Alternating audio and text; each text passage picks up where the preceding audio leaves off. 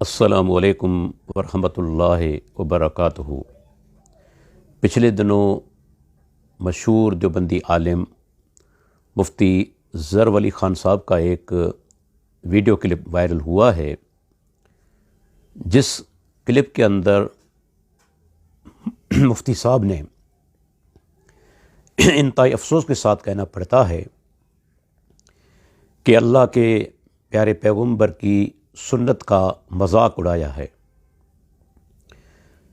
اس فتنے کے دور کے اندر ایک ایسا شخص جس کے نام کے ساتھ یہ القاب لگے ہوئے ہیں، شیخ التفسیر اور شیخ الحدیث، اور وہ اللہ کے پیارے پیغمبر کی سنت کا مذاق اڑائے، یہ انتہائی افسوسناک بات ہے، اور یہ ثبوت ہے کہ وہ لوگ جو مقلد ہیں تقلید کی وجہ سے کس حد تک گر جاتے ہیں اور کتنی گری ہوئی زبان استعمال کرتے ہیں۔ مفتی ظفر علی خان صاحب نے سب سے پہلے مذاق اڑایا ہے سینے پر ہاتھ باندھنے کا اور رفع الیدین کا، اور یہ بیان کرتے ہوئے انہوں نے کہا کہ خدا کا قہر ہے، اللہ کا عذاب ہے، انا للہ و انا الیہ راجعون۔ حالانکہ ہم سب جانتے ہیں کہ سینے پر ہاتھ باندھنا یہ اللہ کے پیارے پیغمبر کی سنت ہے۔ صحیح ابن خزیمہ کے اندر، مسند احمد کے اندر احادیث موجود ہیں جو کم از کم حسن درجے کی ہیں، اور اس کے مقابلے میں ناف کے نیچے ہاتھ باندھنا کسی بھی صحیح حدیث سے ثابت نہیں۔ مصنف ابن ابی شیبہ کی جو روایت پیش کی جاتی ہے، اس کے اندر تحت سرہ کے لفظ بعد میں بڑھائے گئے ہیں۔ یہی وجہ ہے کہ مشہور حنفی عالم انور شاہ کشمیری صاحب نے کہا کہ میں نے 3 نسخے دیکھے ابن ابی شیبہ کے، ان کے اندر یہ الفاظ مجھے نہیں ملے، اور یہی وجہ ہے کہ ابتدائی دور کے جو حنفی علماء ہیں جیسے امام طحاوی رحمہ اللہ، اور انہوں نے اس حدیث سے استدلال نہیں کیا، اس وجہ سے کہ یہ الفاظ بعد میں بڑھائے گئے ہیں۔ اب زیر ناف ہاتھ باندھنے کی کوئی صحیح حدیث اللہ کے پیارے پیغمبر کی موجود نہیں۔ ہاں، سینے پر ہاتھ باندھنے کے بارے میں یہ احادیث موجود ہیں جو کم از کم حسن درجے کی ہیں، لیکن اس پر یعنی کہ مذاق کرنا اور کہنا کہ یہ خواتین کا طریقہ ہے۔ میں مفتی صاحب سے پوچھنا چاہتا ہوں کہ یہ میرا قرض ہے آپ تمام پر، مجھے ایک حدیث دکھا دیں کہ اللہ کے پیارے پیغمبر نے کہا ہو کہ مرد زیر ناف ہاتھ باندھیں اور خواتین سینے پر ہاتھ باندھیں۔ مجھے اس تفریق کا برائے مہربانی ثبوت دیں۔ کیا کوئی ایک حدیث ایسی آپ دکھا سکتے ہیں جس کے اندر یہ تفریق ہو، یہ فرق ہو؟ یقیناً آپ دکھا نہیں سکتے۔ تو اللہ کے پیارے پیغمبر کی سنت یہی ہے، سینے پر ہاتھ باندھنا، اور یہی وجہ ہے کہ آپ کی خواتین بھی سینے پر ہاتھ باندھتی ہیں، لیکن اس کا مذاق اڑانا، انا للہ و انا الیہ راجعون، یہ کسی مومن کا کام نہیں ہو سکتا۔ اور پھر رفع الیدین جیسی عظیم سنت، جس کے بارے میں یقین کے ساتھ کہتا ہوں کہ اللہ کے پیارے پیغمبر نے زندگی میں ایک نماز بغیر رفع الیدین کے ادا نہیں کی۔ یہی وجہ ہے کہ آپ کی وفات کے بعد صحابہ کرام رضی اللہ عنہم رفع الیدین کرتے رہے۔ امام حسن بصری رحمۃ اللہ علیہ، امام حمید بن ہلال رحمہ اللہ تعالی، ان دونوں کے آثار موجود ہیں۔ جزء رفع الیدین کے اندر امام بخاری لائے ہیں صحیح سند کے ساتھ، یہ کہتے ہیں دونوں عظیم تابعی کہ ہم نے صحابہ کرام کو رفع الیدین کرتے دیکھا۔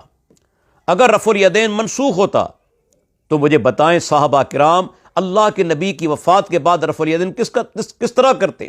کیونکہ یہ دونوں تابعین تب پیدا ہوئے جب اللہ کے نبی دنیا سے وفات پا چکے تھے، تو انہوں نے صحابہ کرام کو دیکھا رفع الیدین کرتے ہوئے۔ اور یہی وجہ ہے کہ امام بخاری جیسا عظیم محدث وہ کہتا ہے کہ ایک بھی ایسا صحابی نہیں جس سے رفع الیدین ترک کرنا ثابت ہو۔ اللہ اکبر، محدثین نے رفع الیدین کے حق میں کتابیں لکھی، لیکن کسی محدث نے رفع الیدین کو ترک کرنے کے حق میں کتاب نہیں لکھی۔ اور ایسی عظیم سنتیں، ان پر آپ مذاق اڑا رہے ہیں اور کہہ رہے ہیں کہ اللہ کا عذاب اور قہر نازل ہو۔ اللہ اکبر، میں تو یہ کہتا ہوں اللہ کا قہر، اللہ کا عذاب ان پر نازل ہوتا ہے جو اللہ کے پیارے پیغمبر کی سنت کا مذاق اڑاتے ہیں، اس کی تنقیص کرتے ہیں اور توہین کرتے ہیں۔ ایک مشہور حدیث ہے صحیح مسلم کے اندر، اللہ کے پیارے پیغمبر نے ایک آدمی کو دیکھا، وہ بائیں ہاتھ سے کھانا کھا رہا ہے۔ آپ نے فرمایا دائیں ہاتھ سے کھانا کھاؤ۔ کہا کہ میں دائیں ہاتھ سے کھانا نہیں کھا سکتا۔ اللہ اکبر، اللہ کے نبی نے بد دعا دی کہ پھر تمہیں وہ طاقت ہی نہ ہو تمہارے اندر۔ راوی کہتے ہیں حدیث کے کہ اس کے بعد وہ آدمی زندگی بھر اپنا دایاں ہاتھ منہ تک نہیں اٹھا سکا۔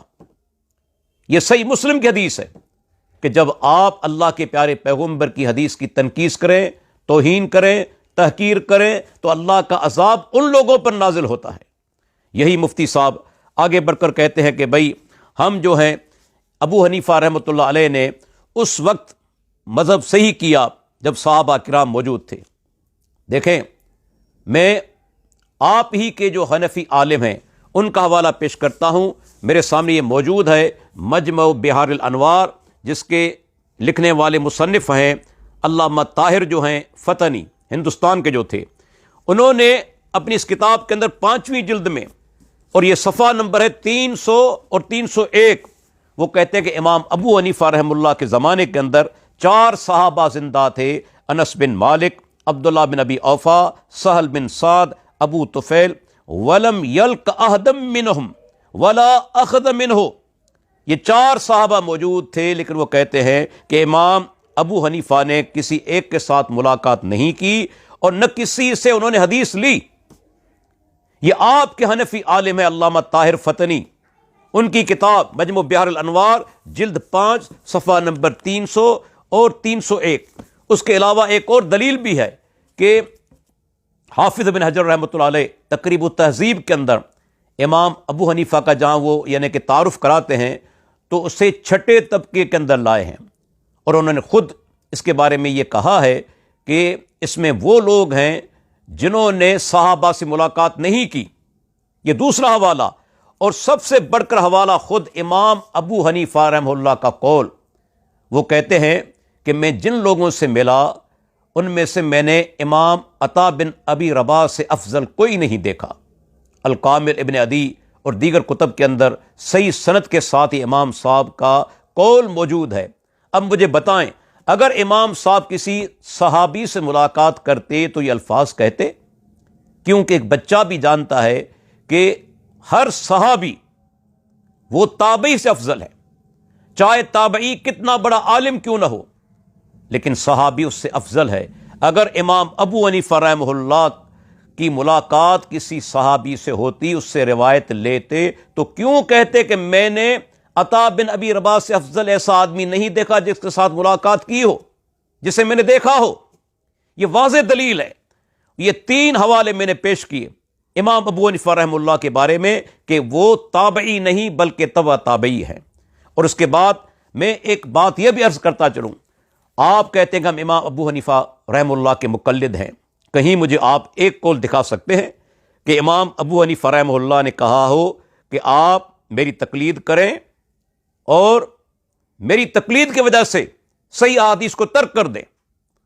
اللہ اکبر، ان کا تو قول مشہور ہے در مختار کے اندر، دیگر کتب کے اندر، اذا سہل حدیث ہو فہو مذہبی، کہ جب تمہیں صحیح حدیث مل جائے میرا مذہب صحیح حدیث ہے۔ یہ امام ابو حنیفہ رحم اللہ کا قول ہے۔ انہوں نے کہیں نہیں کہا کہ میری تقلید کرو اور میرے قول کی وجہ سے تم صحیح حدیث ترک کر دو۔ اللہ اکبر، لیکن آج مسلمانوں کی حالت کیا ہے؟ امام ابو حنیفہ کی وجہ سے آپ احادیث کو ٹھکرا رہے ہیں، حالانکہ انہوں نے تو کہیں نہیں کہا۔ بلکہ یہاں میں یہ بھی عرض کرتا چلوں کہ آپ خود حنفی حضرات اس دور کے اندر امام ابو حنیفہ کی تقلید ہر مسئلے کے اندر نہیں کرتے۔ دیکھیں، امام صاحب کا قول ہے کہ اگر کسی عورت کا شوہر گم ہو جائے، مفقود الخبر، تو جب شوہر کی عمر 120 برس ہوگی اس کے بعد فیصلہ کیا جائے گا کہ اب اس کا انتقال ہو چکا ہے اور وہ عورت دوسرا نکاح کر سکتی ہے۔ 120 سال جب اس کی عمر ہو جائے۔ مجھے بتائیں، آج حنفی حضرات اس کے مطابق فتویٰ دیتے ہیں، بلکہ وہ 4 سال کا فتویٰ دیتے ہیں۔ دوسرا مسئلہ، امام صاحب کہتے ہیں کہ زمین کو اس طرح آباد کرنا، مزارت جسے کہتے ہیں کہ تیسرے حصے پر یا چوتھے حصے پر زمین آباد کرنا، وہ کہتے ہیں کہ ناجائز ہے۔ لیکن آج حنفی حضرات جہاں بھی آپ چیک کریں وہ یہ زمینداری بھی کر رہے ہیں اور کسان بھی ہیں، تو امام صاحب کا قول یہاں بھی ترک کر دیا۔ امام صاحب کا ایک اور قول بھی ہے مشہور، وہ کہتے ہیں، کسی آدمی نے سوال کیا کہ امام صاحب میں نہیں جانتا کہ اللہ تعالیٰ زمین میں ہے، زمین پر ہے یا آسمان میں۔ امام صاحب نے کہا فقد کفر، وہ آدمی کفر کرتا ہے جس کا یہ عقیدہ ہو، کیونکہ اللہ نے خود فرمایا الرحمن علی العرش استوی، رحمان عرش پر مستوی ہے۔ پھر اس نے سوال کیا، وہ یہ تو کہتا ہے کہ اللہ عرش پر ہے، لیکن یہ معلوم نہیں کہ عرش وہ آسمان میں اوپر ہے یا زمین پر ہے۔ امام صاحب نے کہا فهو کافر، وہ کافر ہے۔ یہ الفقہ الاکبر کی شرح ملا علی قاری کی۔